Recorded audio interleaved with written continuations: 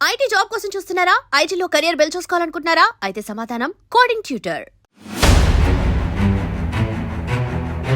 నమస్కారం, welcome to IT media. నేను మీ సంగీత. ఆంధ్రప్రదేశ్లో ఒక విచిత్రమైన సంఘటన చోటు చేసుకుంది.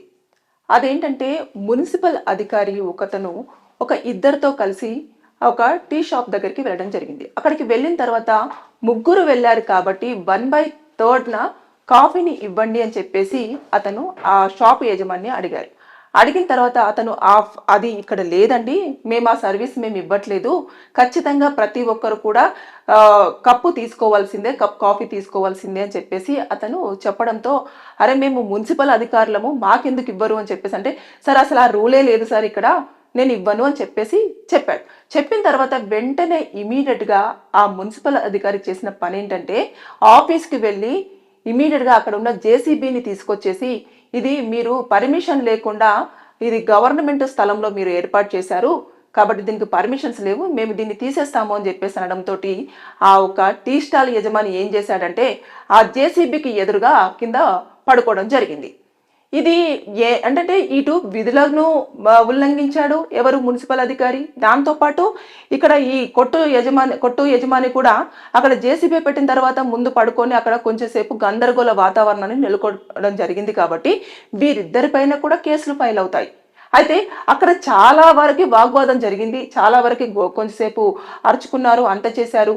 తర్వాత ఇదంతా అయిన తర్వాత ఇంకా చేసేది ఏమీ లేక అతను, నేను ఎంత దూరం అంటే అంత దూరం వెళ్తాను, అసలు ఇది ఎక్కడ ఉంది, నేను కేవలము మీకు కాఫీ 1/3 ఇవ్వనందుకే ఇలా చేస్తారా, నేను ఖచ్చితంగా మీ అధికారులకు చెప్తాను, నేను లిఖితపూర్వకంగా రాసిస్తాను అని చెప్పేసి చెప్పడంతో చేసేదేమీ లేక జేసీబీని తీసుకొని ఈ అధికారి వెనుకకు తిరగడం జరిగింది. అయితే ఇక్కడ మనం ప్రధానంగా లీగల్ పరంగా చూసుకున్నట్లయితే, ముందుగా ఈ మున్సిపల్ అధికారి ఎవరైతే ఉన్నారో అతని యొక్క మాట అక్కడ నెగ్గలేదు. నేను అధికారిని అయినప్పటికీ కూడా నాకు అతను రెస్పెక్ట్ చేయకుండా నేను అడిగింది ఇవ్వలేదు అని చెప్పేసి అక్కడ ఒక ఈగోకి వెళ్తూ ఏదైతే గవర్నమెంట్కు సంబంధించిన ప్రాపర్టీని తీసుకొచ్చేసి ఇక్కడ ధ్వంసం చేయాలి అన్న ప్రయత్నం చేశారు. కాబట్టి అతని పైన బిఎన్ఎస్ ప్రకారంగా కేసెస్ ఫైల్ అవుతాయి. దాంట్లో కనుక అవి చూసినట్లయితే 3 సంవత్సరాల జైలు శిక్ష, దాంతో పాటు ఫైన్ విధించే అవకాశాలు అయితే ఉన్నాయి. ఎందుకు అనంటే అక్కడ గవర్నమెంట్ ప్రాపర్టీని యూజ్ చేసి ఇక్కడ బెదిరించడానికి వచ్చారు కాబట్టి, అంటే పర్మిషన్ లేకుండానే అతను బెదిరించి బలవంతంగా అక్కడికి వచ్చే ప్రయత్నం చేశారు. కాబట్టి దీని ప్రకారంగా చూసుకున్నట్లయితే 3 సంవత్సరాల వరకు జైలు శిక్ష ఉండే అవకాశం ఉంది. ఇకపోతే దాంతో పాటు అక్కడ అధికారులకు ఎవరికి ఇంటిమేషన్ ఇవ్వకుండా తన పంతం నెగ్గాలి, తను అనుకున్నది జరగలేదు అని చెప్పేసి అక్కడ ఒక ఈగో సాటిస్ఫాక్షన్ కోసము జేసీబీని తీసుకురావడం జరిగింది కదా.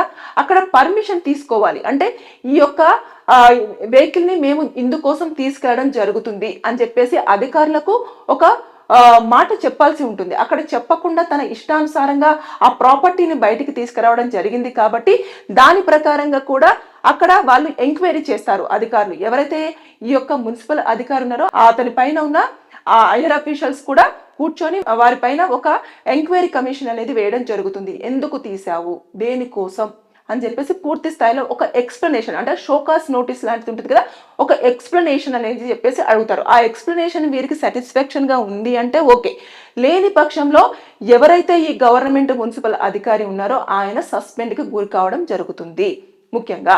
ఇకపోతే మనం ఇప్పుడు ఈ యొక్క టీ స్టాల్ యజమాని విషయానికి వచ్చినట్లయితే, రోడ్డు పైన జేసీబీ పెట్టినప్పుడు ఇమీడియట్గా అతను చేయాల్సింది ఏంటి, పోలీసులకు ఇన్ఫర్మేషన్ ఇచ్చి ఇక్కడ నా షాపు ముందు, కొట్టు ముందు ఇలా అల్లరి చేయడం జరుగుతుంది, నన్ను బెదిరిస్తున్నారు, ఇలా బలవంతం చేయడానికి ప్రయత్నం చేస్తున్నారు, కొట్టును తీసేయాలని చెప్పేసి అని ఒక ఇన్ఫర్మేషన్ ఇస్తూ డయల్ 100కి ఫోన్ చేసి పోలీసులను రప్పించాల్సింది ఉండే.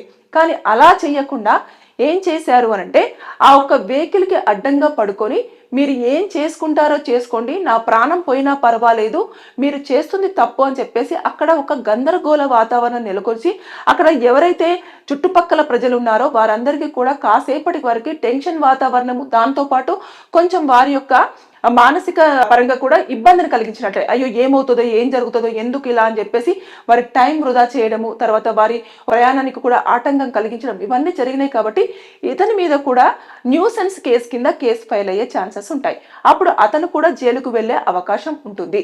ఇక్కడ విషయాన్ని చాలా క్లియర్గా సామరస్యంగా చేయకుండా ఇద్దరు కూడా కాంప్లికేషన్ చేసుకొని ఏదైతే ఉంటుందో దానికి సెక్షన్స్, అంటే పోలీసులు ఇన్వాల్వ్ అయిపోయి సెక్షన్స్ పెట్టి జైలుకు తీసుకువెళ్లే పరిస్థితులు కూడా చోటు చేసుకునేదాకా తీసుకువెళ్ళిన ధోరణి కనిపించింది. అయినప్పటికీ కాస్త ఆ యొక్క మున్సిపల్ అధికారి వెనుక అడుగు వేసేసి అధికారులను ఇందులో ఇన్వాల్వ్ చేస్తాను అని చెప్పడంతో కాస్త భయపడి వెనుతిగ్గడంతో ఇక్కడ ఎలాంటిది జరగకుండా చోటు చేసుకుంది. కాకపోతే ఇలాంటివి ఎప్పుడైనా సరే అక్కడ ఆయన చాలా క్లియర్గా చెప్పాడు, 1/3 కాఫీ మాకు ఇవ్వండి అని అంటే అది ఏమీ లేదు సార్, ఖచ్చితంగా కప్ కాఫీ తీసుకోవాల్సిందే, మీకు ఇష్టం ఉంటే తీసుకోండి, లేదు అంటే తీసుకోకపోతే అయిపోయేది. అలా కాకుండా నేను అడిగాను ఇవ్వకపోతే ఎట్లా, ఇక్కడ పర్మిషన్ లేని ప్లేస్లో నువ్వు కొట్టేలా పెట్టుకుంటావు అని చెప్పేసి బెదిరించాల్సిన రైట్స్ మాత్రం వీళ్ళకి లేవు. వాళ్ళు చాలా క్లారిటీగా ఒక నోటీస్ని ఇష్యూ చేసి ఇక్కడ మీకు లేదు, మీరు ఆ కొట్టును మీరు తీసేయాలి అని చెప్పేసి ముందు ఇన్ఫర్మేషన్ ఇచ్చినా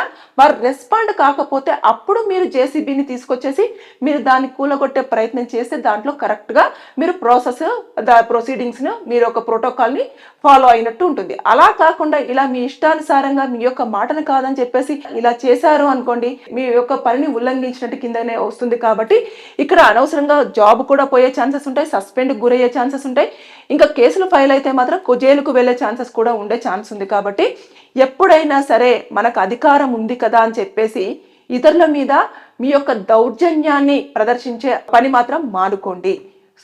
మీరు కొంచెం ఫ్రెండ్లీ నేచర్తో అడగండి, లేదు అనుకుంటే రిక్వెస్ట్ చేసుకోండి, లేదు అనుకుంటే అక్కడ కాకపోతే ఇంకొక చోటుకైనా వెళ్ళి మీ యొక్క పనిని పూర్తి చేసుకునేలాగా ఆలోచన చేయండి. తప్పించి మేము ఈ అధికారులము, మాకు రైట్స్ ఉన్నాయి, మీరు ఖచ్చితంగా మేము చెప్పింది చెయ్యాలి అంటే ఎదుటి వ్యక్తి వారికి ఉన్న దాని ప్రకారం మనకు ఇక్కడ ఎన్ని రైట్స్ ఉన్నాయో వారి కొట్టులో వారి షాప్లో వారికి అన్నే రైట్స్ ఉంటాయి. వారు పెట్టుకున్న దాని ప్రకారంగా వారికో ప్రోటోకాల్ ఉంటుంది, వారు ఏ విధంగా అయితే అనుకుంటారో దాని ప్రకారంగా వాళ్ళు వెళ్తారు. కాబట్టి ఎవరి రూల్స్ వారికి ఉంటాయి. కాబట్టి ఆ రూల్స్ను ఉల్లంఘించే దొరలో ఎవరు ఉండరు. కాబట్టి ఇలాంటి గొడవలు తలెత్తే అవకాశం ఉంటుంది. కాబట్టి మనం సేఫ్గా కొంచెం ఫ్రెండ్లీ నేచర్తో అండర్స్టాండింగ్తో వెళ్తే ప్రాబ్లమ్స్ సాల్వ్ అయ్యే ఛాన్సెస్ ఉంటాయి. ఏదేమైనా సరే కానీ ఇక్కడ మాత్రం చూసుకున్నట్లయితే కొంచెం సామరస్యంగానే ప్రాబ్లం సాల్వ్ అయిందని చెప్పేసి మనం అంచనా వేయొచ్చు. లేకపోతే మాత్రం ఖచ్చితంగా ఎవరైతే మున్సిపల్ అధికారి ఉన్నారో ఆయన పైన సస్పెన్షన్ వేటు ఉండొచ్చు, ఎంక్వైరీ కమిషన్ ఉండొచ్చు, తర్వాత శిక్షలు ఉండొచ్చు, తర్వాత జైలుకు వెళ్ళే పరిస్థితి ఉండొచ్చు. ఇకపోతే ఇతని మీద కూడా న్యూసెన్స్ కేసు కింద కూడా జైల్లో వేసే అవకాశం ఉండేది. ఏదేమైనా సరే ఇద్దరు తప్పించుకున్నారని చెప్పేసి మాత్రం మనం అనుకోవచ్చు. కాబట్టి మీరు ఎవరినైనా సరే ఎక్కడైనా సరే కొంచెం ఫ్రెండ్లీ నేచర్తో మీ పని పూర్తి చేసుకునేలాగా ఆలోచన చేసుకోండి. Thank you.